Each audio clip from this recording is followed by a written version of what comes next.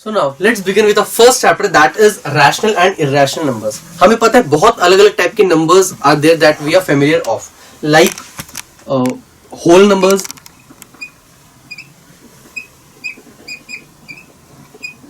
whole numbers कौन से होते हैं? The numbers that starts from 0, 1, 2, 3 and so on. ये होते हैं whole numbers. We all know that. There is one more type of series that we know, that is natural numbers.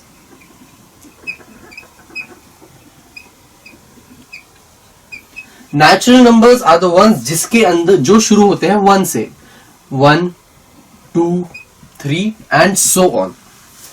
Integers हमें पता है कौन से होते हैं. अब integers के अंदर होल नंबर्स तो होते ही है, नेचुरल नंबर्स भी होते ही है, लेकिन इनके साथ नेगेटिव भी सारे नंबर्स इसके अंदर होते हैं. सो इंटीजर्स कौन से होते हैं? दीज आर माइनस, अगर ये है 0 तो 1, 2, 3 एंड सो ऑन, और यहां पे -1, -2, -3 एंड सो ऑन. इस टाइप की सीरीज को हम लोग कहते हैं integers. Okay, now what are rational numbers? The numbers that are of form m upon n are known as rational numbers.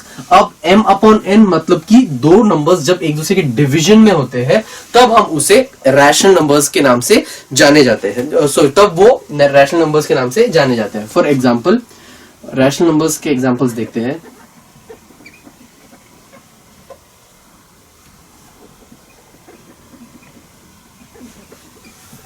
Late 7/2 ले लेते हैं, 4/5, 7/6, 3, 2, 4, 6 अपॉन 2 एंड सो ऑन. ठीक है, बहुत सारे n नंबर्स ऑफ एग्जांपल्स हो सकते हैं. Now you must be thinking, why have I added 3 and 2 in rational numbers? Aren't they natural numbers, or you can say whole numbers? Yes, they are natural numbers and whole numbers. But अब मैंने एक चीज कही थी कि the number that are of form m upon n, दो m और n, दोनों m और n दो numbers division में होने चाहिए. 7/2 के अंदर 7m है और 2n है, इसमें 4m है और 5n है, लेकिन 3 और 2 के अंदर कुछ m तो है 3 और उसके अंदर है 2, लेकिन उसके अंदर n तो है ही नहीं, कोई कुछ भी डिवीजन में नहीं है. You're wrong. जब भी कोई नंबर इंडिविजुअल या सिंगल होता है उसके डिवीजन में हमेशा 1 होता है.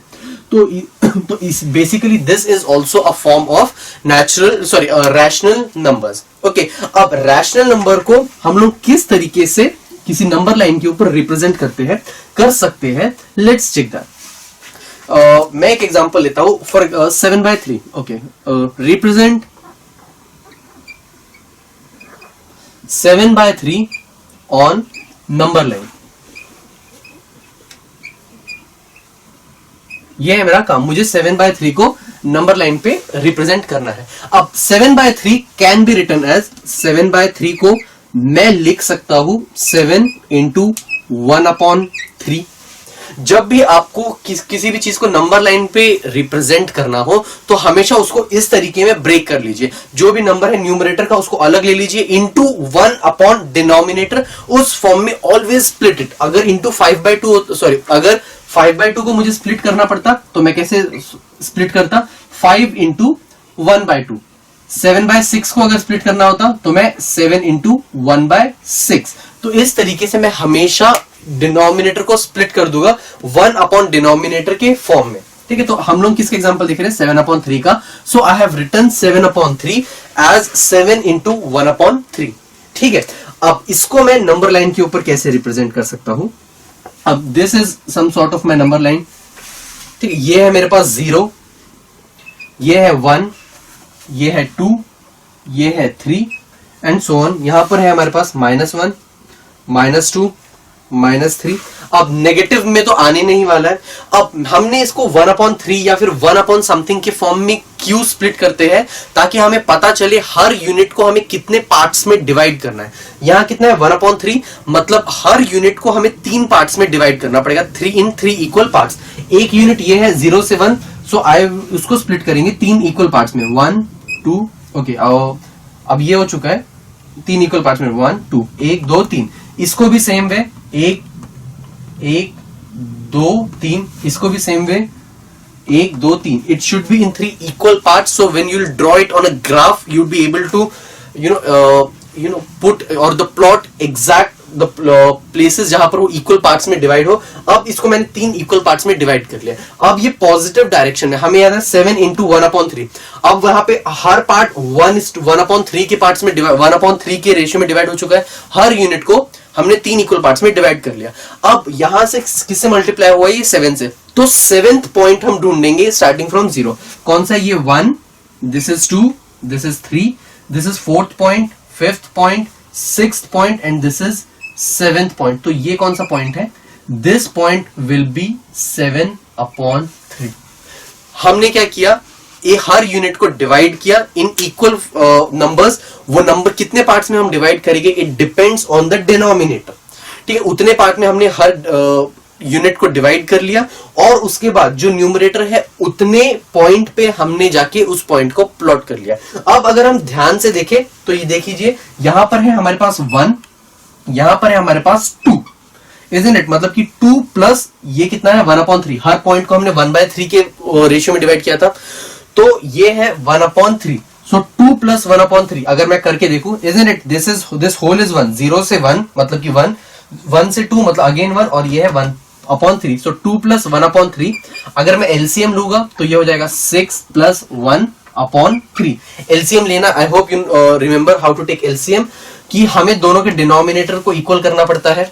डिनोमिनेटर को इक्वल मैं कैसे कर सकता हूं, मतलब मुझे इसके डिनोमिनेटर में 3 चाहिए, किसी के भी डिनोमिनेटर में मैं 3 कैसे ला सकता हूं, उसको मैं 3 से मल्टीप्लाई करूंगा और 3 से डिवाइड करूंगा। 3 से 2 को मल्टीप्लाई किया तो कितना आ गया 6, 6 प्लस 1 मतलब कि ये, और डिनोमिनेटर में दोनों के 3 है तो फिर 3, सो ये हो जाएगा 7/3। मतलब कि यहां से भी मैं पता कर सकता हूं कि मैं वेरीफाई कर सकता हूं the point that is given to us और the graph that the number line that is given to me, वहां पे कौन सा पॉइंट प्लॉट किया गया है वो मैं डायरेक्टली नंबर लाइन से ही पता कर सकता हूं। ओके, अब देखते हैं और एक example of the same kind so that you will be able to understand कि what kind of questions can be asked. how to solve the same kind of question. Represent 5/7 on a number line.